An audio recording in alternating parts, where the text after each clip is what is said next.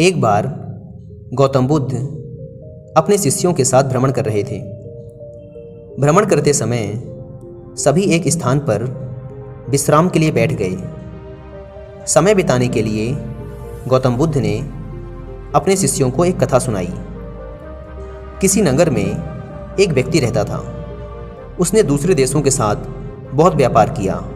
उसने बहुत मेहनत की। उसकी मेहनत रंग लाई। उसने बहुत पैसे कमाए। अब उसकी गिनती उसके नगर के सबसे अमीर सेठों में होने लगी थी। महल जैसी हवेली बन गई। वैभव और बड़े परिवार के बीच उसका जीवन बड़े आनंद के साथ बीतने लगा। एक दिन किसी दूसरे नगर से उसका एक संबंधी आया। बातचीत के बीच उसने बताया कि उसके यहाँ का सबसे बड़ा सेठ गुजर गया। बेचारे की लाखों की धन संपत्ति पड़ी रह गई। बात सहज भाव से कही गई थी, पर उस आदमी के मन को डगमगा गई। अरे हाँ, उस सेठ की तरह एक दिन वह भी तो मर जाएगा। उसी क्षण से उसे बार बार मौत की याद सताने लगी। वह खुद से कहने लगा, अरे हाय, एक दिन मौत आएगी, उसे ले जाएगी और सब कुछ यहीं छूट जाएगा। मारे चिंता के उसका शरीर सूखने लगा।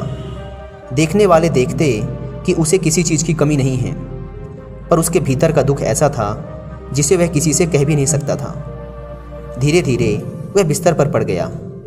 बहुत इलाज कराया गया, लेकिन उसका रोग कम होने की बजाय बढ़ता ही गया।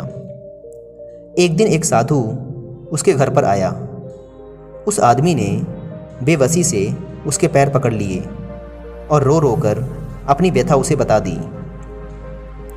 सुनकर साधु हंस पड़ा और बोला, तुम्हारे रोग का इलाज तो बहुत ही सरल है। उस आदमी के खोए प्राण मानो लौट आए हों। अधीर होकर उसने पूछा, स्वामी जी, क्या इलाज है? साधु ने कहा, देखो, मौत का विचार जब भी मन में आए, अपने आप से जोर से कहना, जब तक मौत नहीं आएगी मैं शांति और खुशहाली के साथ अपना जीवन जीऊँगा। इस नुस्खे को 7 दिन तक आजमाओ। मैं अगले सप्ताह आऊँगा। 7 दिन के बाद साधु महाराज आए तो देखते हैं कि वह आदमी बीमारी के चंगुल से बाहर आ गया है और आनंद के गीत गा रहा है। साधु को देखकर वह दौड़ा और उनके चरणों में गिरकर बोला, महाराज, आपने मुझे बचा लिया।